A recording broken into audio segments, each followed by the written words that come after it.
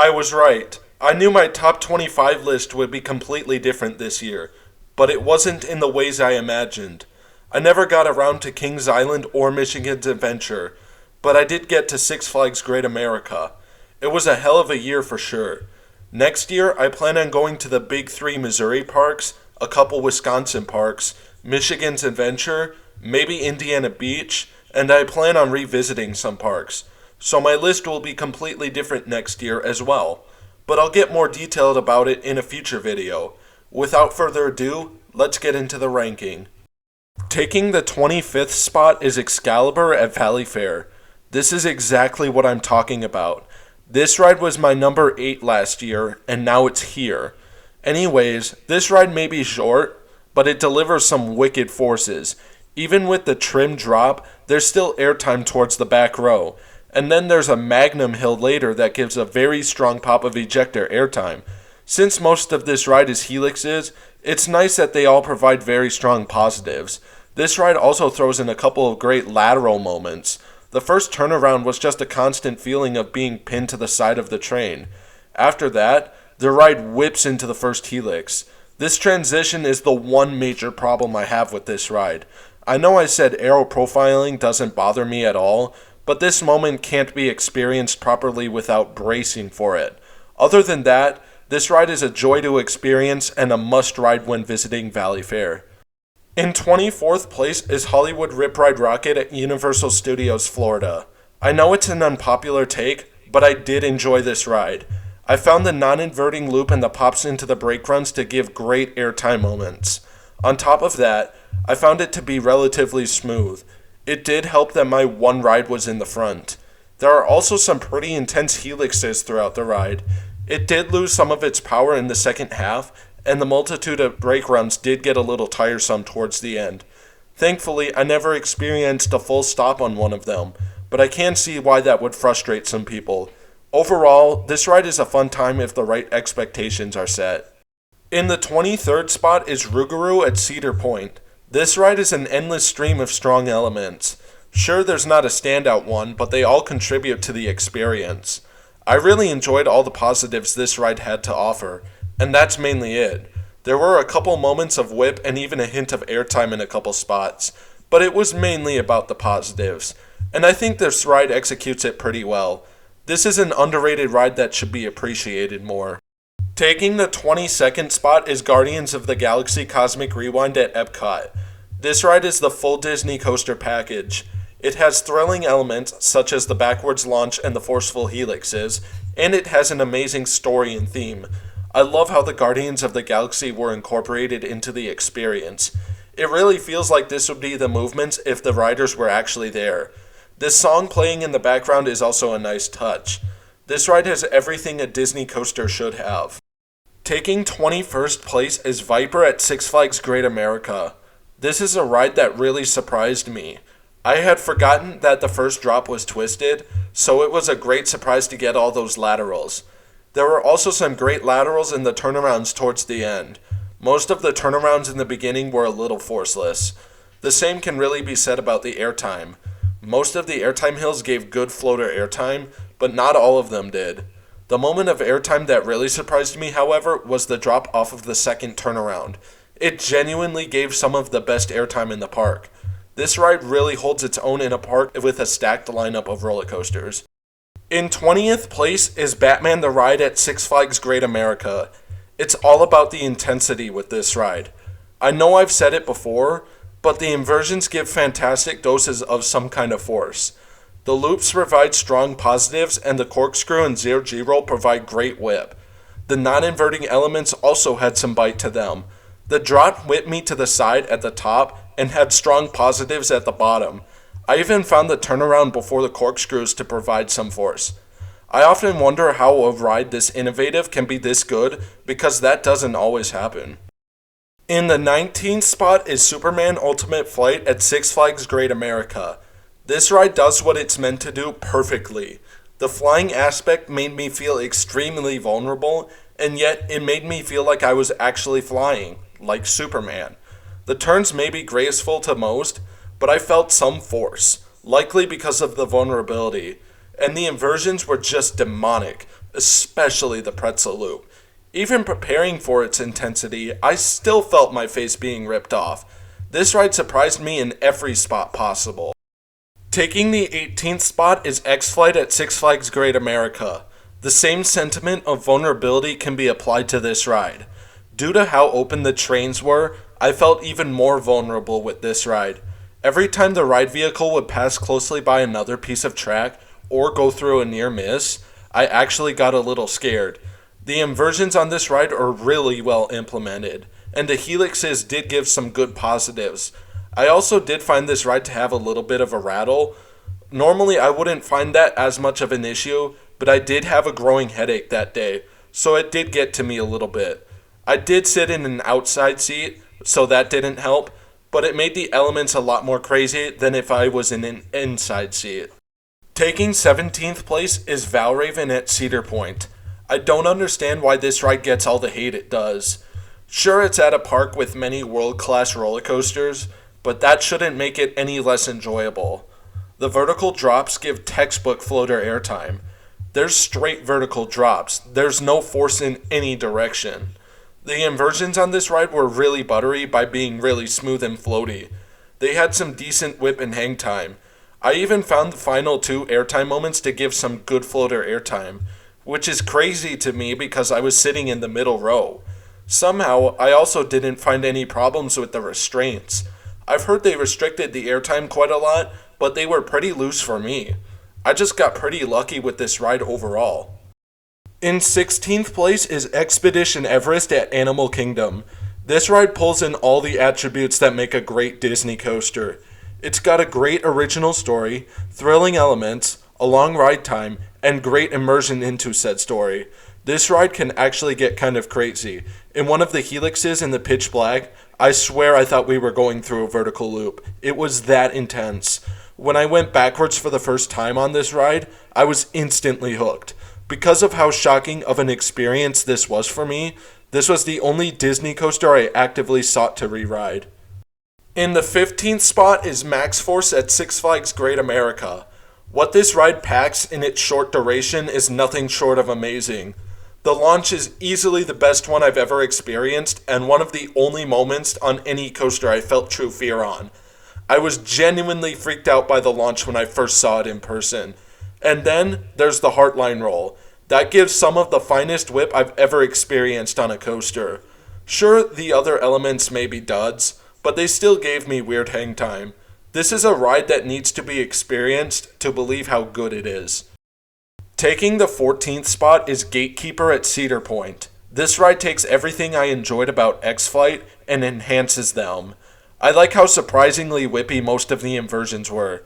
I never would have expected that from a wing coaster. I especially liked how the keyhole inversion was quite whippy while going through narrow slots. I also found this ride to be surprisingly intense. I nearly grayed out in some of the valleys.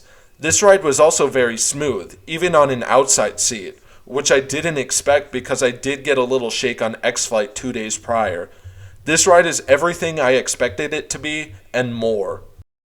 Taking 13th place is Mugani at Lost Island. For such a small roller coaster, this ride packs a really strong punch. The launch is great for a relatively slow top speed. Most of the airtime moments gave very strong shots of ejector, and hang time on the loop and inline twist is amazing. This ride does lose a little bit of steam going over the last speed hill and subsequent turnaround, but thankfully, this ride ends with said hang time filled inline twist. This ride really is the star of the show at Lost Island, at least until Fire Runner comes around. In 12th place is Incredible Hulk at Islands of Adventure. For a park with two amazing Intamins in it, this ride really holds its own against them. It's all about the pure intensity with this ride. The first 3/4 of this ride is a constant stream of very strong positives and whip. They even had to make this ride special by adding a launch, which packed an insane punch because it's on an incline and it leads directly into a whippy 0G roll. The rest of this ride may have basic B&M elements, but they're taken with such intensity. Sure, the last quarter of this ride lets its foot off the gas, but that's just a pleasant way to end this incredible experience. In 11th place is Magnum XL200 at Cedar Point. The strength of the airtime on this ride is all over the place. Because I sat in the magic seat, the airtime going down the first drop and airtime hill was practically non-existent. The speed hill before the turnaround gave strong floater airtime, as well as the first couple hills after the turnaround. And the final 3 hills in particular gave the strongest airtime I've ever experienced. I was not expecting to get thrown into my lap bar as hard as I did, and I loved it. The turnaround itself was quite janky, but there were some nice positives and laterals. This ride may not have a varied layout, but I loved the varied strength in all the forces it provided. Entering the top 10, I have Renegade at Valley Fair. After my last rides this past October, I feel that I have experienced this ride at its best, assuming it doesn't get any smoother. The roughness is legitimately the only downside with this ride. It's not enough to break my back or give me a migraine, but it can block some of the enjoyment from the forces the ride provides. Speaking of forces, this ride produces some of the nicest combinations of laterals and airtime I've experienced. Pretty much every airtime hill is followed by a low twist that provides great laterals, and the pops into and out of the turns are pretty snappy while delivering borderline ejector airtime. This ride really wastes no track. At the 9th spot is Raptor at Cedar Point. In a park filled with amazing standout roller coasters, this ride really holds its own. This ride takes everything I enjoyed about Batman at Six Flags Great America and enhances them. It's even more intense, and the inversions are even snappier. The loop and cobra roll provide gray-out inducing positives, and the corkscrews and zero-G roll provide some of the finest whip out there. Even some of the non-inverting elements shined in their own ways. The helix at the end and the turn into the final brake run also caused me to gray out, and the first drop provided a nice stomach-dropping feeling. It really was a fantastic choice for me to get introduced to the coasters at Cedar Point. Taking the 8th spot is Raging Bull at Six Flags Great America. This ride may get a bad rep from enthusiasts, but I didn't think it was that bad. It may not have the most airtime moments for a B&M hyper, but the ones that it does have are very good. The camelbacks gave fantastic floater airtime, and the first drop and drop off at the mid-course gave strong ejector airtime. I even got a little bit of airtime coming off of the high turns. The positives going through the high turns were not the greatest, but they still had a little bite. And the same can be said about the final helixes. I'm just glad the airtime on this ride heavily makes up for some of the weaker elements. Taking 7th place is Goliath at Six Flags Great America. Likewise with Raging Bull, this ride also doesn't have very many airtime moments, but they're all really good. But that applies to all the elements on this ride. They're all fantastic in their own ways. The turnarounds gave decent positives and weird hang time. People point to the lack of forces during the turnarounds, but I like the hang time on them, especially the first one. The dive loop and stall provide excellent hang time and whip. They're the main reason I got off extremely dizzy. The airtime moments also shocked me to my core. I had never experienced ejector airtime at that level before. I was expecting the first drop to be pretty strong, but the camelback and the pop into the brake run did it for me.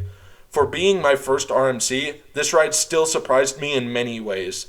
I'm so glad I picked this ride at this park to be my 50th credit. In 6th place is Monster at Adventureland. This ride takes standard elements and finds some way to make them as weird but great as possible. The first element is just an overbank that unbanks at the top for a second. Elements such as the loop and those in the finale are modified to give as much hang time as possible. On a different note, it's remarkable that this ride is as smooth as it is because some Gerstlauers are infamous for being really rough. That is not the case for this ride. It's an intense and smooth ride with modified elements that provide even more interesting forces. In the 5th spot is Maverick at Cedar Point. This ride is all about the intensity. There are no elements, except for the trims, that hold back. Even with the trims, the second half is still insane by providing the whippiest elements I've ever experienced on a roller coaster with the Stangle dives. The airtime on this ride is also insane as it looks and feels comically strong going over the first drop, camelback, and speed hill. Not to mention the inversions, which also provide fantastic whip. It's no wonder as to why this ride gets some of the biggest lines at this park. Taking the 4th spot is Hades 360 at Mount Olympus. It may be controversial for me to put it this high, but thankfully I was able to look past most of the roughness on it. There was a massive pothole on the step-up right before the signature corkscrew. Other than that, I don't have anything negative to say about this ride. The layout is very interesting because it has a long pre-lift section and 2 long underground sections. That's not to mention the corkscrew and the overbank. Throughout all these interesting sections, there's a bunch of airtime and laterals. In the pre-lift section, there's ejector airtime and decent laterals. This ride really has a variety of airtime strength. It has a nice variety of elements in a variety of settings. Taking the bronze medal is Millennium Force at Cedar Point. This ride is just slept on by enthusiasts. I found great forces in most of the experience. Where I didn't find force, I didn't mind because they were really good at showcasing the ride's speed. All of the overbanks provided great positives, and so did the turn after the first one. The camelbacks gave perfect floater airtime. Seriously, I felt no force at all, which is the actual definition of floater airtime. And then, the first drop in the back row and speed hill gave pretty strong ejector airtime. This ride is a well-rounded experience that should be appreciated more, especially by enthusiasts. Taking the silver medal is Velocicoaster at Islands of Adventure. I can't preach this enough, but there are no flaws within this entire ride experience. It's even perfect down to the operations. This ride has a perfect locker system, an awesome pre-show, and incredibly fast dispatches. About the ride, it has incredible theming, all of the inversions have a really nice flow, the airtime was consistently strong with many different quirks at each airtime moment, and the rest was just filled with great whip and positives. Every coaster enthusiast should make their way to Islands of Adventure so they can ride this masterpiece of a coaster. Taking the gold medal is Steel Vengeance at Cedar Point. I know I said Velocicoaster is a perfect ride, but this ride is even more perfect. Sure, it doesn't have that much theming, but everything else about this ride is so much better. The locker system and dispatch times are about equal for me though. The airtime is just as powerful, but there's so much of it that I feel I've spent more time out of my seat than in it. Of course, there has to be something to break up the repetitive nature of said airtime moments, and this ride pulls that off perfectly as well. The first half has a couple of inversions to break it up, and it does it so well that the first half becomes a perfect stream of one element complementing the last one to make a perfect first half. There's a bit more to break up the monotony in the second half with a couple overbanks, but there still manages to be repetitive airtime moments.